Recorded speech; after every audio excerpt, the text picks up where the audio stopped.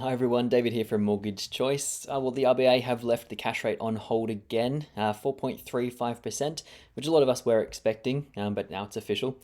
So I guess the good news for all of us home owners and home buyers is that it's not getting any worse. We know exactly where we stand now, and there is still hope on the horizon that interest rates will be dropping over the next few months. The RBA have stated that there's no certainty, which is a very common comment of theirs. There's no certainty as to what their decision will be, but at the end of the day, we're heading in the right direction. So we'll talk a little bit about that today in today's presentation.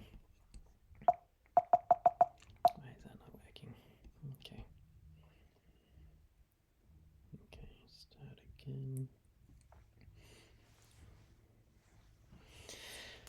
Hi everyone, David here from Mortgage Choice. Well, the RBA have left the cash rate on hold again at 4.35%. So good news in the sense that affordability isn't going to get any worse for purchasers and home loan rates aren't going to go up for existing clients. We're going to talk a little bit about the cash rate today in the presentation, and I will just touch on what we're seeing in the market in terms of interest rates as well. So let's get stuck into it. Shrink my face down a little bit, and we'll go from there. As I said, 4.35% is where the cash rate is right now, no change. The consumer price inflation rate, we're still sitting at that 3.8%, which is heading again in the right direction. We want to be between the 2 and 3% band. The RBA have stated a comment, which I'll get into in a minute. I will also touch briefly on a webinar that we've got coming up. We work closely with a company that locates investment properties all around the country, and there's actually an opening up in Berwick. I'm just in Clyde as well, that we've got exclusive access to. So we've got a webinar coming up on the 16th of October, and I've got the details in the email, and I'll talk again briefly about that. Last two things that we'll touch on today are the importance of having a pre-approval and where current rates sit. So let's get stuck into it. As I said, the RBA have stated that the cash rate is remaining on hold. They have also advised that there is no certainty as to what will happen in the future. They need to be very conservative with their approach before making decisions. Obviously, it's going to have a big impact on everybody. But what we are seeing is that there is call for a reduction in the interest rates, but it might just be another few months before we get to see that. So the expectation at this point is that interest rates will drop by about 1%, perhaps even 1.5% over the next 12 to 18 months. So we're looking forward to seeing that, and what that will bring is a lot more buyers into the market, people who have either been sitting on their hands or just unable to purchase because of the high interest rates and the lower borrowing capacity. But for now, interest rates on hold. Inflation was about 3.8%. We want it between 2 and 3%.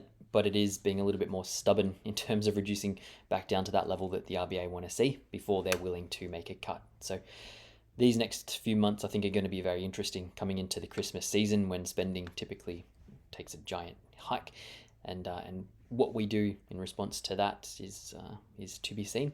But as I said, next 12 to 18 months, we're looking at about a 1 to 1.5% drop. That's the expectation at this point. In terms of unemployment rate, that is currently sitting at 4.2%. It's slightly higher than the 3.5% that we had around April last year. So as sad as that is, it's heading in the right direction for the economy. We want to see a little bit more on the unemployment side so that inflation will reduce and interest rates can start to drop. But obviously that means real people are losing their jobs, and that's not always a good thing. So here's the chart in terms of the inflation rate over the past, 60 years. 2 to 3% is where we want to see that. 3.8% is where we are right now. So as I said, we're heading in the right direction, but not quite where we want to be. And I dare say that we would have to see it either reduce in the low end of that range or at least sit there for a little while before the RBA makes a decision on a cut. And the unemployment rate, 4.2%. Now, the webinar that we've got on the 16th of October, this is exclusive actually through our Berwick office. We've got access to a company called Blue Wealth. And as I said, they find off-the-plan properties all around the country. And they've got a development happening next year over in Berwick and also in Clyde. So it's a great opportunity for first home buyers and investors. Prices are going to range between $630,000 and $680,000. They are townhouses and they are off the plan. So this isn't going to suit everybody. However, The fact that it's off the plan means that there could be some great stamp duty concessions available. It also means for first home buyers that it's a brand new build, which means you'll be eligible for a $10,000 grant towards that purchase. And again, it's something that you can't account for. However, if interest rates do start to drop, then we will likely see an increase in property prices around that period of time as well.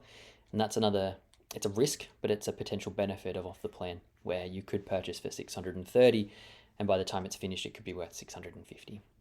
As I said, it's something that we need to speak to you individually about and make sure that it is going to suit you individually, because there are elements of risk. However, free webinar, 16th of October in the evening, 6 o'clock.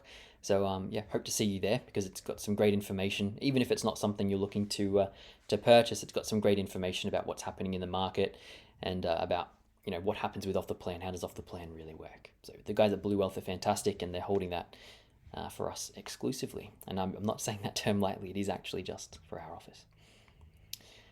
Pre-approval. Pre-approvals are fantastic, because when you go to make an offer, the agent will ask if you have a pre-approval in place, or even if you've just seen a broker and know your borrowing capacity. But it's something in writing to say, yes, I can borrow this much money, which obviously gives you a bit more confidence when making an offer on a property, and shows the agent again that you're in a more serious position. Your offer has weight to it. Pre-approvals can take a little bit of time, and they're not always for everybody. A good example is somebody whose borrowing capacity is kind of borderline.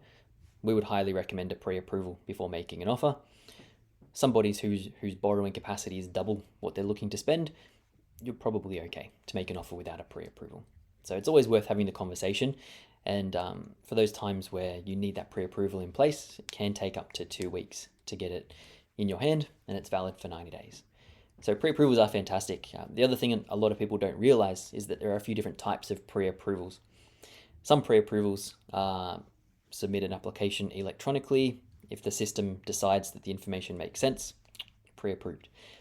The other type of pre-approval is submitted electronically, but it's picked up by somebody to actually review the application, make sure it makes sense, and put their own stamp of approval on it. Both are valid for 90 days, but typically only the ones that are assessed by a person are actually locked in for 90 days. The ones that are assessed by a computer and tick, it's in place for 90 days, but if policy changes, if interest rates change, so does your pre-approval. So you want to make sure that you're getting the right pre-approval for you if you're in a situation that calls for the need. And the last thing I wanted to mention is just an update on interest rates. There hasn't been a huge change in terms of owner-occupied interest rates, 5.95, but we are seeing investment rates drop a little bit. Now it's 6.19 on the low end. Anyone between 6.2, 6.4 is still good, but 6.19 is out there when you've got 30% equity in a property or more. So fantastic for investors. What we're seeing right now as well is a little bit of a drop in interest rates from the big four banks. In particular, Westpac, we've seen rates at 5.96%, which again is for high debt, low loan to value ratio clients, but that's about 15 basis points lower than what we've seen for the past 6 to 8 months. So it's a good sign that things are starting to ease. We have had some other lenders reduce rates from 6.14 to 6.04, which again is great, but then others that have decided to increase rates slightly depending on the loan to value ratio. So a lot happening in the market, but a good sign that we're starting to see some changes in rates, some reductions. And just a bit of an FYI, I mentioned this to my clients that are looking to purchase, especially where they don't know that their borrowing capacity or their budget is going to suit in with their purchase price. A really good rule of thumb is that every $100,000 you borrow will cost about $600 a month in a repayment. And obviously to that point, $10,000 is $60 a month. So when I talk to my clients about, are you looking at capital or are you looking at cash flow, this is a good rule of thumb to consider. That's all I've got for today, nearly 10 minutes, so thank you for sticking by me. As I said, I've got the link to our exclusive webinar. I'm not saying that lightly, I promise you it is exclusive. People say that all the time, but we've actually been speaking with Blue Wealth directly. We've had a relationship with them for a little while, and they want to hold this just for our clients. So webinar on the 16th of October.